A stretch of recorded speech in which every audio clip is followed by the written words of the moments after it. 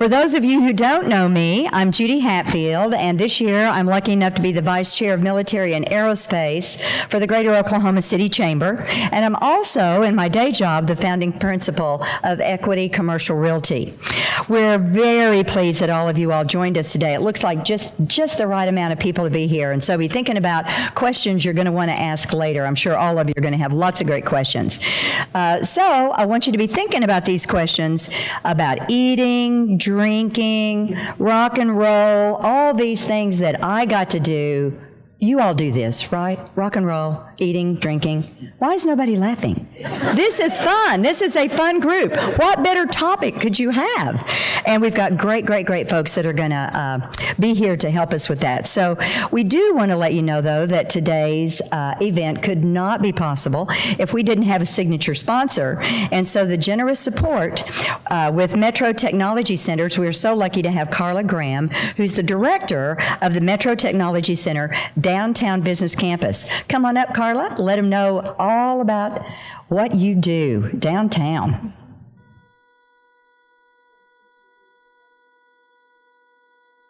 On behalf of Metro Technology Centers and our Downtown Business Campus, I'd like to welcome everyone and thank you for attending today.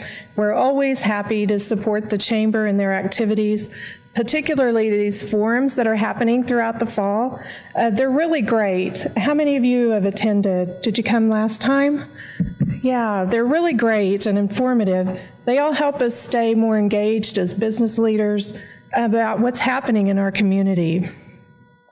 When people visit our city, whether they're friends or family, or it's a business that we're trying to relocate, or it's employees that we want to come here to work, we're always trying to show them or expose them to something cool in the community, in the community. And so that's what we're going to learn about today. And I think that's why this session is going to be really fun. So we're going to hear about some of the cool things. So thank you for joining us. We're happy to be a sponsor and look forward to hearing about the new ideas. Thanks.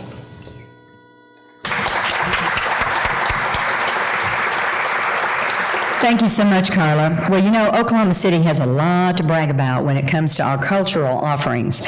Known long ago as early to bed, early to rise, meat and potatoes, I would have added in fried chicken, city, Oklahoma City's cultural offerings today really rival any large city across the United States. So how did we get here? Well, our city's civic and business leaders figured out that arts and cultural investments make cities great places to live, to travel to study about, or to study within. So, of course, these investments all make us more attractive for new business and industry, which equals economic development, our buzzword for the day. National studies have proven that diverse cultural offerings instill a sense of pride and loyalty in residents, often resulting in faster-growing, positive economies. So, whether you're looking for a restaurant with white tablecloths and prime top sirloin, a hole-in-the-wall local favorite with down-home cooking, a local building adorned with the latest mural, a local singing songwriter just starting out at a local festival, or world-renowned bands that call Oklahoma City home, we are very fortunate to have all tastes and all budgets. And the world is slowly but surely finding out that we've known all along. Take our flourishing, ingenious restaurant scene, for example. You all may have just seen that yesterday, Bon Appetit, the world's most famous magazine celebrating the culinary arts, named Oklahoma City restaurant None Such as the #1 new restaurant in the country. I had to go immediately. Isn't that awesome? Already been to their website. Can't wait to go eat there. I'm really excited about it. So if you want to know more about it too, if you'll take just a little bit of time to read the Bon Appetit story that not only celebrates None Such, but the author gives a beautiful description of his newfound love Oklahoma City. And in celebration of our city's enviable cultural offerings, we brought a little bit of Oklahoma City into the room for today's event. Your center table piece includes visuals of public art from across the city. So I think as you all sit there, maybe you'll have a chance to look and go, oh, I know where that is, or I don't know where that is. I'm sure Deborah would be delighted to answer any of the questions that you have about those if you don't know. And let's not forget the food. Everybody kind of likes to come to luncheons. So today the chef here at VAST is treating us to his version of the Oklahoma State meal. And the meat on today's menu comes from Wynnewood, my hometown, No Name Ranch. And I promise you it's not roadkill. I know I shouldn't have said that, but any of you all who have been to Wynnewood, it is a very small little town. So finally, we're being treated to a very talented Oklahoma City artist during lunch today. Violinist Laura Cunningham works by day, it's like she has a superhero cape, at Allied Arts and spends her off hours pursuing a master's degree at the University of Oklahoma and playing violin solo and string quartet music for weddings and other special events through her company, Laura Naturally LLC. She'll be playing jazz standards today for us to enjoy. So right now, if you will enjoy your lunch, and we're going to regroup in just a little while and get these speakers up here so we can really enjoy some of the secrets that you guys may not know about our fabulous community. Bon appetit. Okay, so we're joined today by a group known as experts. We didn't share that with them in their respective fields, that was going to be what we were going to call them today. So while each of these folks play a significant role across Oklahoma City's varied cultural offerings, they each represent thousands of people who embody the vast economies of the food, arts, and music scenes across our city. Their extensive bios are in your program, and I particularly want you to note that Keith learned to cook from his grandmother, for all of us who are grandmothers and love to share that with our grandchildren, so I thought that was pretty cool. So if you'll read those details, I think you'll find some other interesting facts about these folks. We were just talking to Scott about his start in Rainbow Records up at Classen and 23rd, back when he was a baby. So kind of fun. And of course, we all know Deborah and the visionary that she is with the arts. So I'm going to start to introduce folks. They're going to come up to the podium here. We're going to start with Scott Booker, who's the CEO and Executive Director of the Academy of Contemporary Music at the University of Central Oklahoma. Thank you, Scott. All right, Keith Paul, who's the CEO of A Good Egg Dining Group. We stole Keith from Fort Worth. We won. And Deborah McCullough Center is the president and CEO, and we say resident visionary, of Allied Arts of Oklahoma City. Let everybody get seated there.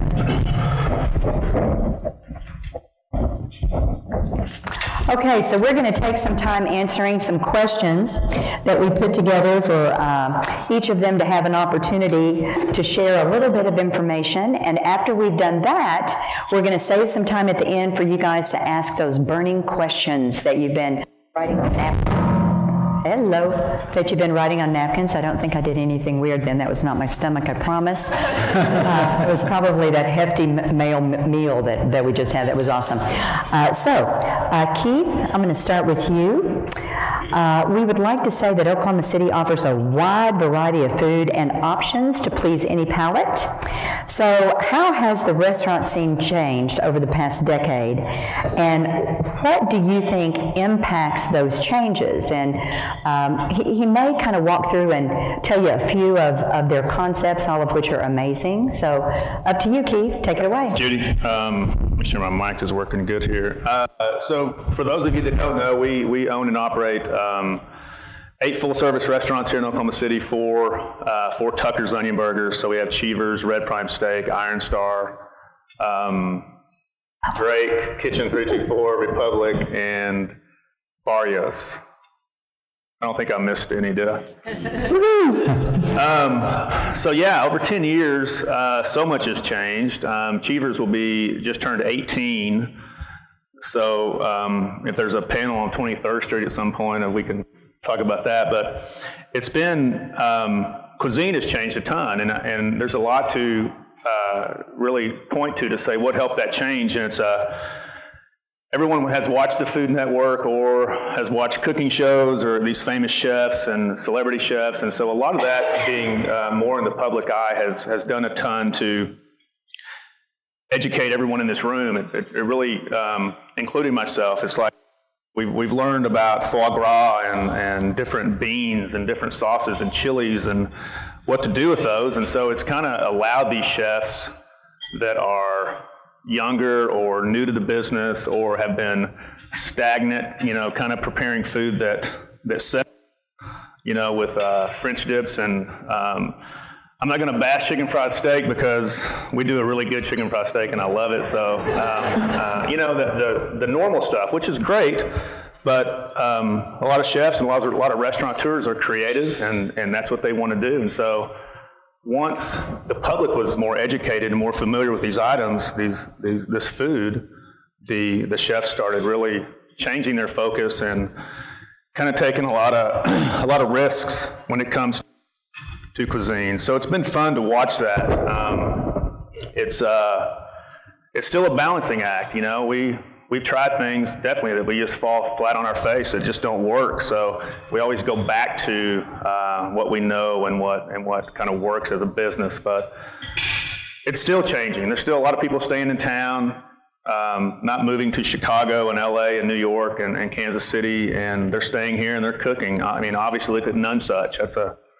That's a huge success story for our town, for our city, for our state, for our industry to have these 2, 3, 4 chefs stay in town and do what they're doing for all of you, all of us. So sounds great. So you might also, of your restaurants, of course, I have something that I think of when I think of the Drake, because I love oysters, but there might be just some little something that you have at one of your restaurants that people probably don't know about.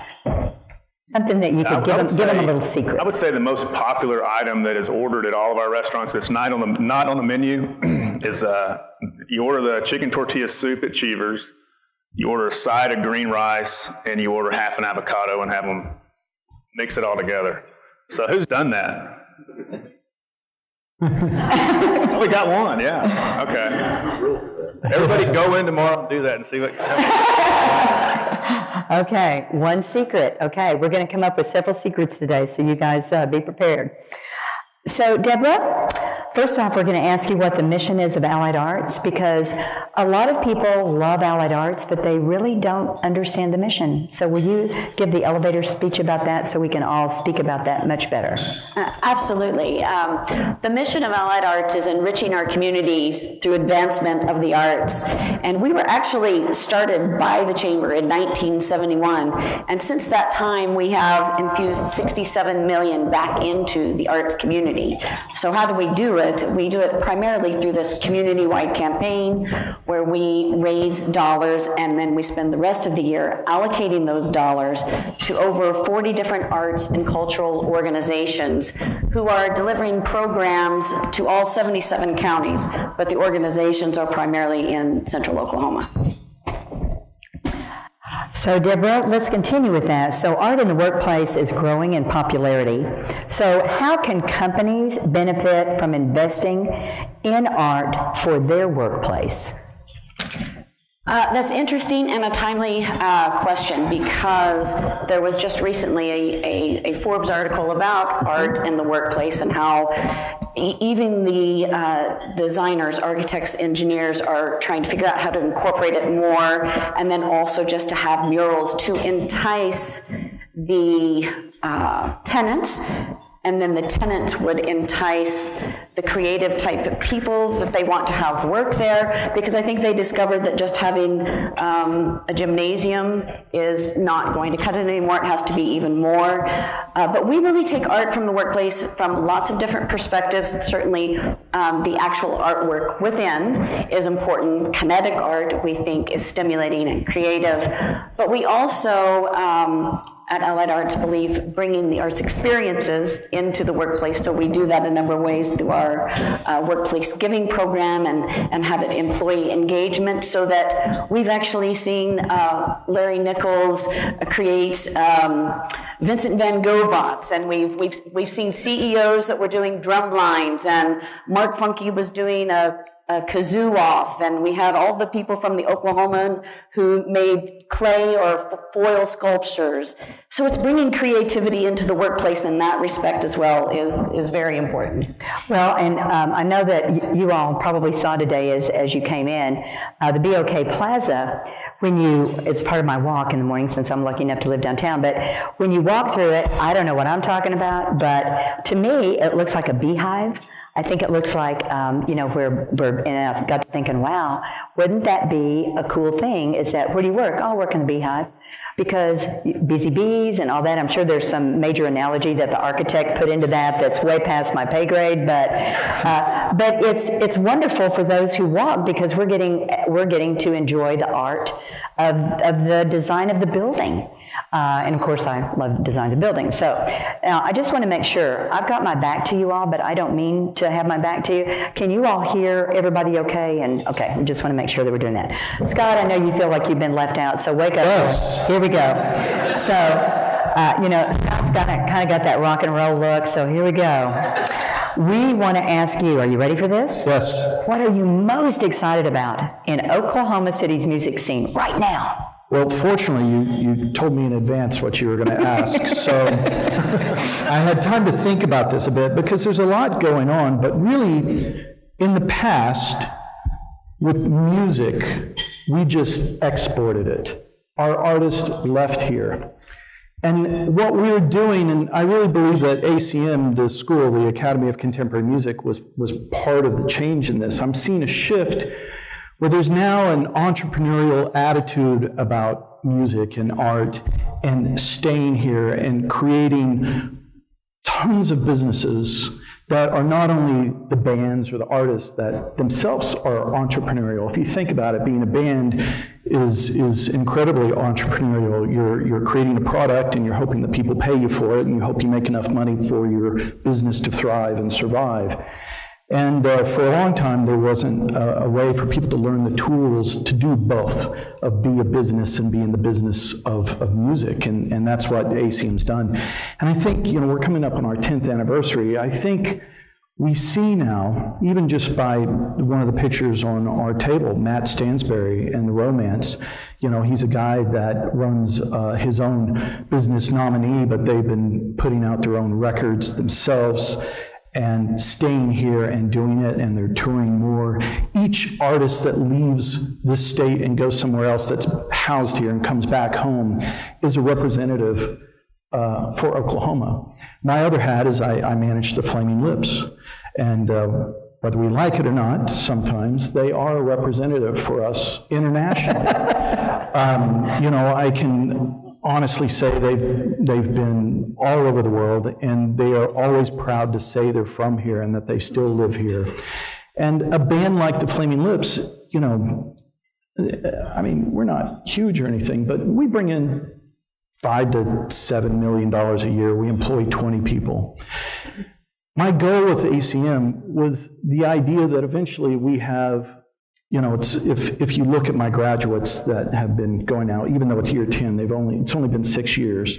6 years into the Flaming Lips career, they'd only make probably 40 grand a year being a band.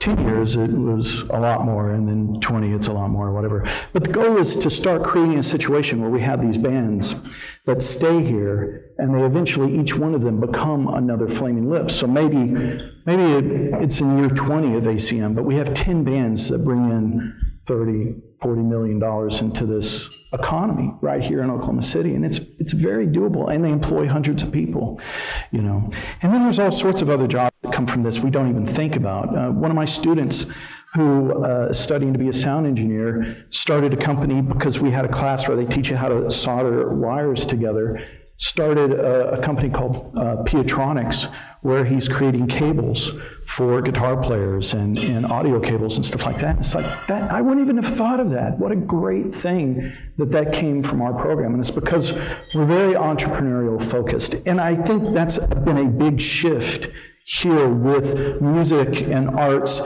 of not just thinking of it as a consumer that we love music and we listen to it, but also that we treat it as a business and a commodity that we're taking out there.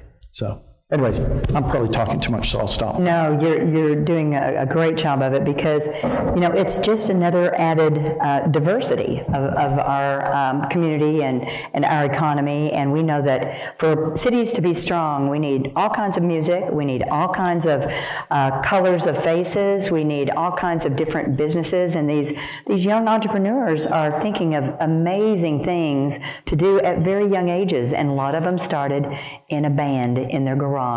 Still the way it was even back in my day with Ozzy and Harriet. So anyway, moving right along. Let's go to Deborah. I have never heard, wait, you mean Ozzy and Ozzy Osbourne? What a twist to that. Isn't that great? Okay, that would be Sharon, right? Okay, so Deborah, murals. They dominate the public art landscape in Oklahoma City, but installations and statues are starting to increase in frequency too. So how's the public art landscape really changing across our city? And I do love these murals. They're just amazing. Oh, I definitely love them as well. I called upon one of our resident experts with the murals. That's Robbie Kinzel, and I think that's one of the positive things that has happened with murals is that we have a cultural liaison that oversees and has set up the processes for that to be successful for our city. But we know it's successful when just last week we were mentioned by major bloggers that have been here, Camel and Chocolate, and they were talking about from the second you set foot into the Will Rogers Airport, you get the vibe of the city from the artwork, the murals, and the colors there. And then they did a tour of all the city, and they began just outlining where all of our amazing murals are. And they just said it makes us, this is one of the many things that makes us love Oklahoma City. And they did a whole diagram. So we do have one available that I can share with everyone that, where some of the great public murals are. I loved one so much, we made it our Christmas card at Allied Arts, and then I made it into artwork. But that is the passages that Chris Canale did, and I love that piece of artwork. But that's what people do, is they begin taking pictures there, and it becomes the touristy part of the murals. The other thing is, I think we're just fortunate that we're in a city that dedicates 1% for art, so all of the new construction, certainly with the new convention center, that will be dedicated dollars for the artwork, and we appreciate that we have a city. Certainly would love it to be more even. And then in response to all of the installations, I think they're fabulous. I love being able to, over the last couple of years, go by Campbell Art Park and see the Orly Ganger Terra exhibit that was installed, and it was all of the earth-colored lobster rope that everyone was walking it, having their pictures taken there, and it really, created a lot of buzz for the area and the neighborhood, and it was exciting. And then we also had the cloud, and I think the contemporary, the interactive, an immersive part of that sculpture was exciting for people. They love seeing it. And now there's another one that is coming, and I think it will be equally impressive, but it is Whiteout. That is Erwin Reddle's Whiteout, and it's a bunch of the lighting that we will see throughout Campbell Park, and everybody will want to stroll through it, and it will be there for several months. So I think we look at it as a gift. Certainly, we love that Oklahoma Contemporary is providing that as a gift to the community, but not just them. Certainly, we are dedicated to more of the public artwork, and I think that the Arts Commission, we have a strong commission now that is working to ensure that as well. And so for those of you who don't know, because this is another part of the downtown walk, as you go up Broadway, does everybody kind of know where Campbell Park is? Okay, so these kinds of things that Deborah's talking about, these installations, literally as I would walk during the morning, I got to see them growing. And when that oyster rope was happening, at first I didn't know what it was. And then you're like, what is this? And then by the time it was finished and painted, it was amazing. And the same thing with the cloud. So these are things, if you don't take the time to actually just go see them, these are actually on Broadway.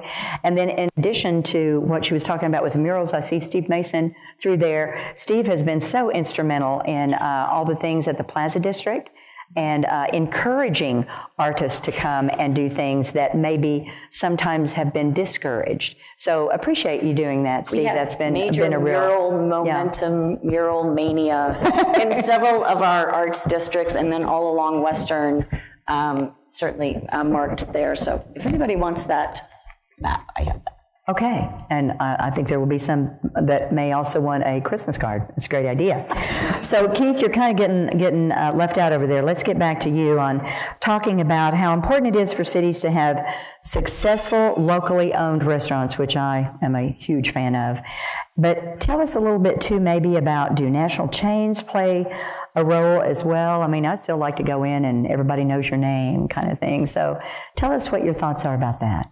Yeah, times have changed. With the independent restaurants, now we're the ones that Judy, even yourself, developers are calling us instead of the Restoration Hardwares of the world and the big box stores, because retail is taking a different direction. So, especially in up and coming different districts that we have in town, with maybe Uptown 23rd or Plaza, or even some downtown spots, the independent restaurant, these are the chefs and the restaurant owners that are really putting everything out on a limb and taking a huge risk.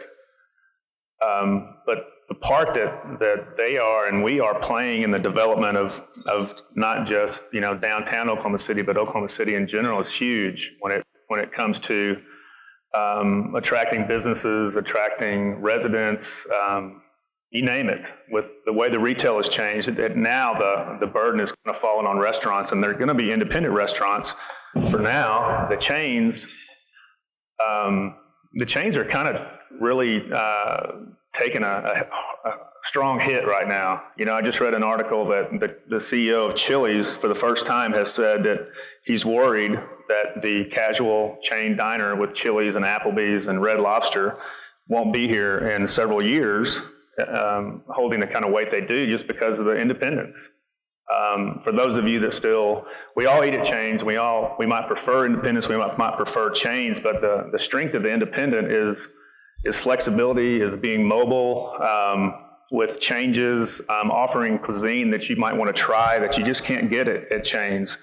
The chain, we still need those because they're still going to appeal to the masses, and their big strength is price point. So I think you'll see a lot more independence, and especially a lot more independence, call it from say the Capitol Hill area all the way north to 63rd in the near future. Well, to really follow up on exactly what Keith said, I was representing a national chain and called another developer about a corporate headquarters that they were doing, that they were going to put a couple of restaurants in. They didn't want the national chain. They wanted locals. And so that really bodes well with what Keith is saying. My preference too, but I got to make a living, so you represent them when you need to represent them. But the thing we're really seeing that make a difference, because it just seems to be more like we are. We're kind of 2 degrees of separation in Oklahoma, and we like it. So it's pretty cool. Scott, I'd like to call on you again, because we're going to talk about venues. So they play a very critical role in the city's music scene, obviously, and I bet there's some venues that you all have never heard of that we might hear Scott talk about a little bit. So how are OKC's large music venues faring across their competitive set nationally, and what are some of the low-hanging fruit venues that we need to know about? Just maybe 1 or 2 little secrets that you could tell people about that they need to go see. Wow. So here are my thoughts about venues here in Oklahoma and what's changing over the last decade. We'll see a lot of bands that play in other cities play to bigger audiences. And what had happened, for instance, with the Criterion that's just opened up recently. It's a 3,500 cap room at the end of Bricktown. It's a great room. I love it. Bands love playing there. But there was a band called My Morning Jacket that played there last year. Great band. But it was the first time they'd ever played here. So here's a band that plays 2 nights at Red Rocks in Denver, which is a 8,000 capacity venue. And what has happened is we were missing for a while a variety of sized venues where artists could grow. So My Morning Jacket should have come here 15 years ago when they were first starting and played a 200 capacity room. And then they moved to the next size, which would be 500 or 600 capacity.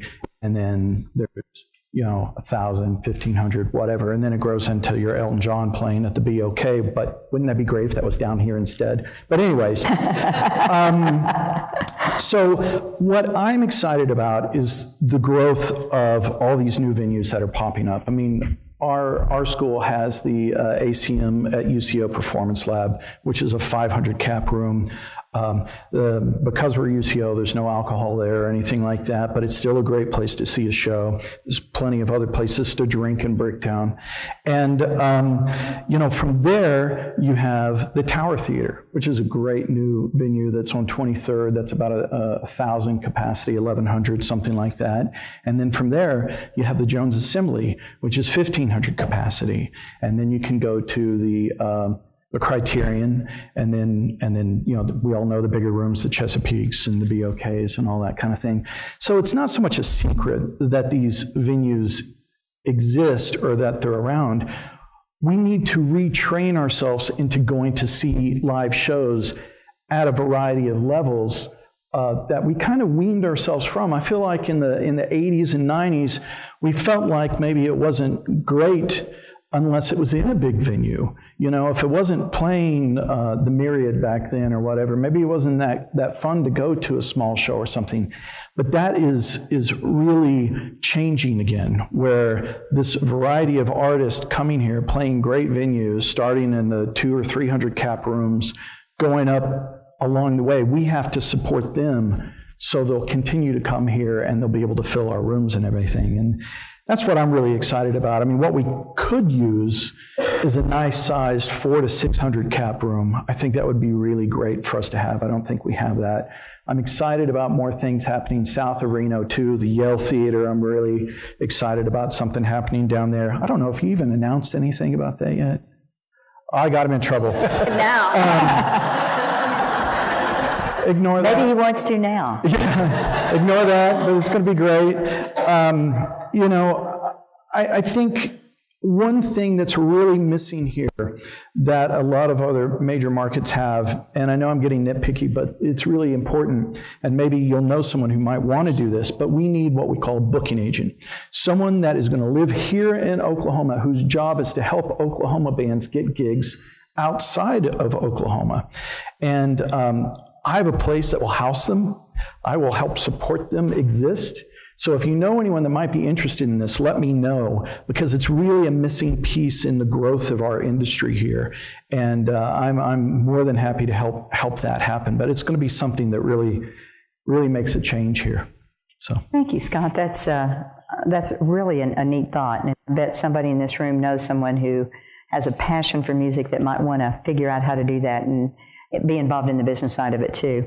It's good for us. Anything that we can export is wonderful. So that's fabulous. Oklahoma City's art scene, Deborah, runs year round. So depending on your preference, there's options in visual and performing arts every day. So what infrastructure has to be in place for so many varied options so that we can continue to be successful? Well, I think it's an interesting question posed. Certainly people have tried to answer that question with calendars and all of that sort of thing. I just feel like we've evolved from the city that used to worry about the calendars and having 2 things on one night to embracing the fact that we have 10 things going on at the same night, and everybody thinking that's so much more cool, having 10 things going on. So I think we have evolved to that point, and actually saying that the arts are certainly year-round is the very true point, because I feel like so many times people may hear of one of our large groups, one of our large organizations, or small, Philharmonic, Lyric Theater, and think, of their summer season at the Civic Center, but they really are accomplishing missions every day throughout the year, and Lyric's taking Lyric Interactive to all the small towns. People that may never be exposed to the arts are getting their first chance at theater. Some of the free performances that the Arts Council of Oklahoma City makes available to the public so that we can make sure that everyone has access to the arts. But all 40 of the arts groups that we work with, they are in schools, they're in libraries, they're in communities. They are in our city, in our state, 365 days a year. So I don't want people to just be thinking about the production or the opening exhibit, because you think of the ballet and their next upcoming performance and what a wow time that will be. But then you also have to remember that right now at Ballet Oklahoma's location, they're teaching adults with Parkinson's how to move. So each one of these organizations is accomplishing incredible missions throughout Oklahoma City and the state. And we're seeing just art performances dotting across our landscape everywhere. I mean, we're getting ready to open Kerr Park, and there's going to be food and a live band, I believe, that's going to be for that little grand opening. And we've got these wonderful things. I know Crow has done with the park there, taking advantage of that beautiful Sandbridge Commons area to really bring in sometimes musicians. Just, shocker, all of a sudden there's live music. And doesn't that make everybody happy when you hear that? I mean, so I just think we're so lucky that we're creating all of these beautiful parks and areas where we can congregate and enjoy each other's company. And I really think that brings the creativity out in all of us, because it makes us pause and think about what's important in life. And then boom, before you know it, we've got another oil company in town or something. I'm just kidding. Okay, moving right along. It builds community. It shows our diversity, our inclusion efforts. So I do think the arts cross all cultures. Definitely is an economic development tool, for sure. Okay, guys, we're kind of getting down to the end, because we want to leave some time for you all to ask questions. So I've got a couple of final questions for everyone. So, and this is open to all three of us, so just kind of jump in. So first, how can businesses help drive success across these three industries that we're talking about here with the arts and music and food? And are there opportunities for businesses to get involved? So, Scott, since you're on the end, can you start with that, please, and give your thoughts? Yeah, sure. I mean, I think that first is just remember that musicians out there are businesses too, and keep that in mind. Don't think of it as like when you ask someone to perform that they're doing it because they think it's fun. They do think it's fun, but it is a business, so pay them when you ask them to play their events and stuff. And I think, the bigger businesses here, I know as an employee, I love getting free tickets for events and shows. Don't just have it be for the big ones. Support some of the smaller venues around here and buy tickets for that, and just give them to your staff and people that are working there. And they'll really appreciate it. And it might, start, once again, it's about our community kind of reteaching ourselves to start, focusing on younger artists and supporting them early on. And I think that would be a great way to help do that. A great idea. Keith? Excuse me, I agree with Scott as far as how businesses can get involved, and as far as what you can do to help restaurants. Obviously, just eat out more often. Eat out a lot and tip your people well, and we'll all be happy. That with the music scene and the arts, it seems like when there's an event going on, whether it's at the Jones or the Chesapeake or wherever it is, if it's a guitarist on the corner that everybody's going to see, the restaurant business all of a sudden just booms.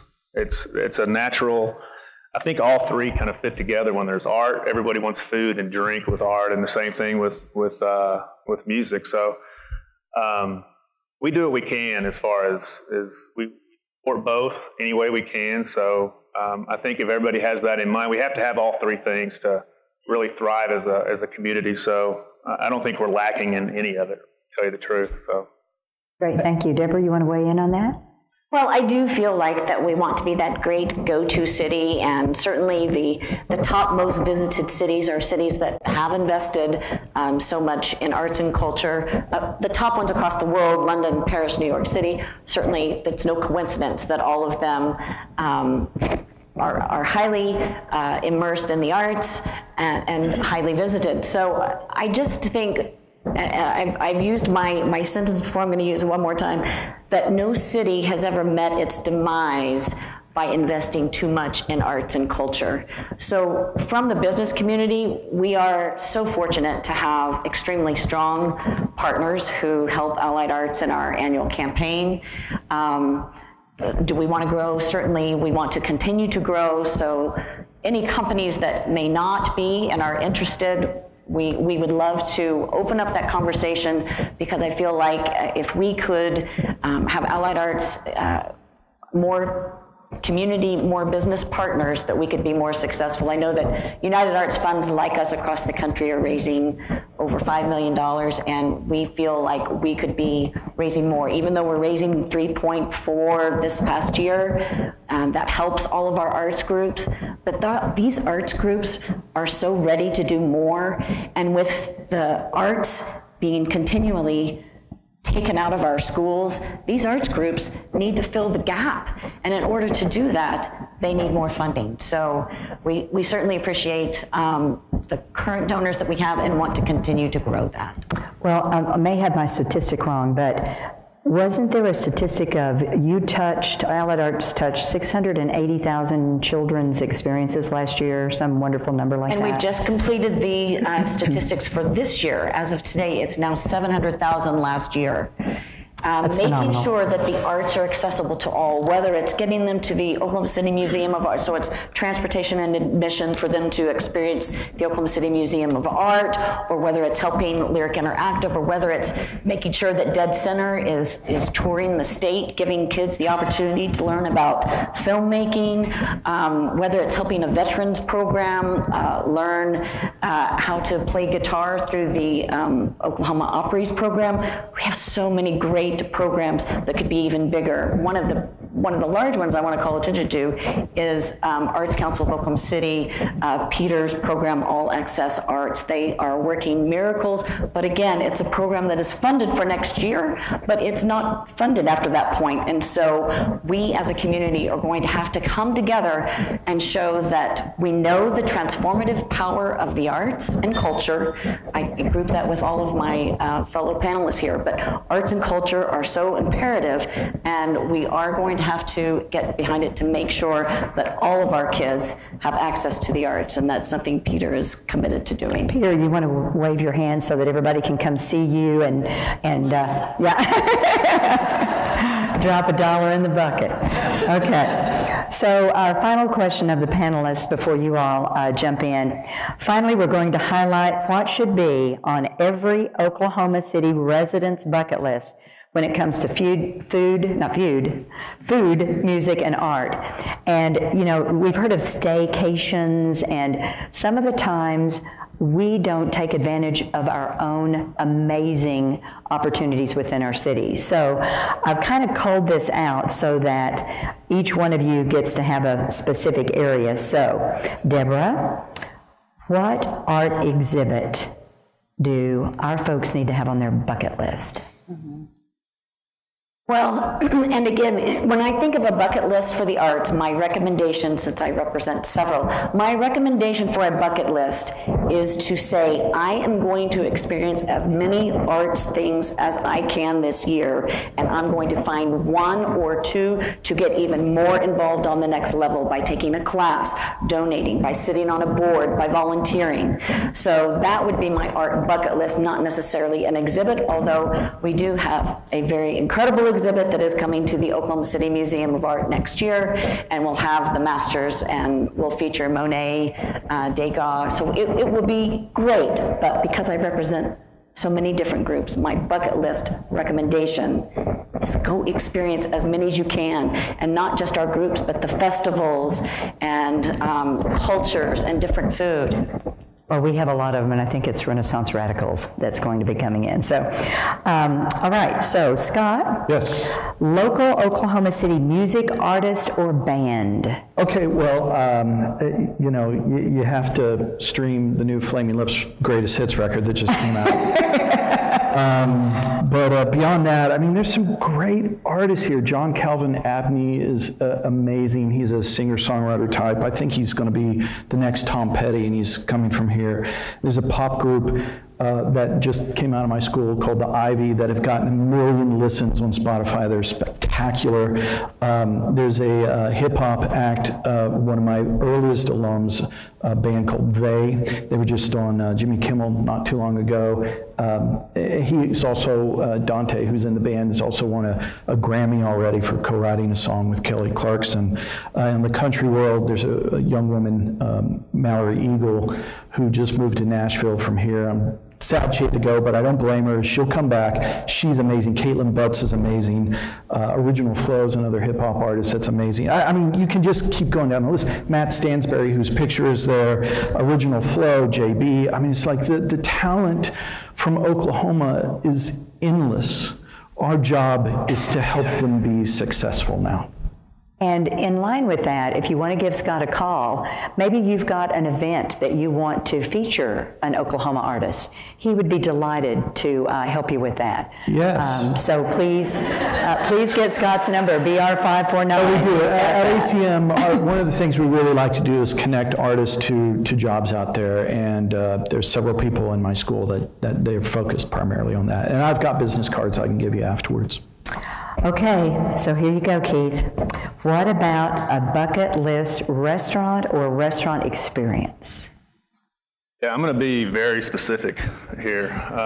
Good. I would say I've been going to this restaurant for probably, ever since it changed hands. And so I guess it's been probably 15 years or 12 years. And it's Cafe Antigua. I don't know if any of you have been there, besides Matt McGuire. I know he's been several times.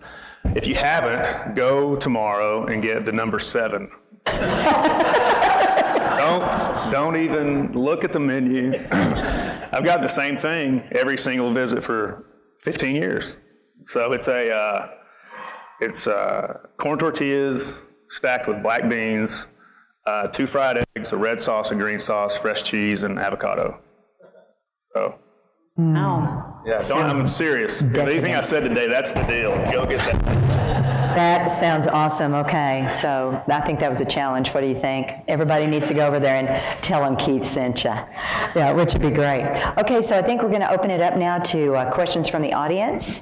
Do we have any questions out there? Who's got our microphone? I see it right there. Any questions that you guys have really been wanting to ask these folks while we've got them up here? Oh, come on. I know there's one right here. You may have written it down. Keith, as the hospitality industry grows, what has it been like to hire people, and what do you do to make sure people stay with Good Egg rather than going somewhere else? Good question. That's like the 3rd time I've heard that question today. So the labor market is super tight right now. It's really tough. A lot of people are leaving for, quality of life is something that has never been synonymous with the restaurant industry. That's no secret. Just hiring hourly people is a challenge. Managers is a challenge, but we're looking into really a lot of different opportunities. As a manager with a Good Egg, you work 5 days a week and you get benefits paid and get a free meal card and everything else. But we're looking into 4-day work weeks. We're looking into anything and everything that will improve the quality of life for our people. There's also just a ton of restaurants now. So when a new restaurant opens, you're going to lose 5, 6, 7% of your staff to that new restaurant. Half of those are going to come back, but who wants to lose anybody that's good, right? So it's just it's a constant battle that we're working really hard on. And I think it's just letting them understand their value. And I know that you do that with your employees all the time. So are there other questions out there that you want to ask? Well, I really think if there's not that many questions, that must mean that we had fabulous Oklahoma City Chamber staff questions that were asked of our staff members today. And we do want to thank our staff. They are absolutely phenomenal. They put these events on. We're doing these now monthly. Couldn't be more excited about the opportunities that brings to all of us so that you guys can learn about what's going on in our city. Things are happening so fast, it's really difficult to keep up.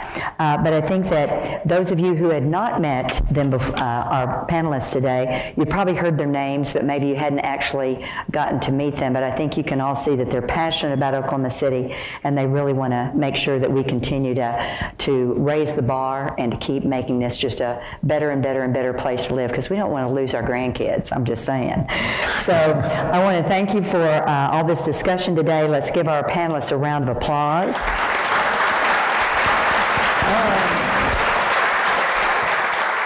And we're hoping that what you have learned is going to make you want to explore Oklahoma City any more. I can't wait to go to Cafe Antiguas for sure. So I'd like to again thank our signature sponsor, Metro Technology Centers, for their participation. Thank you so much, Karla. You always do a great job.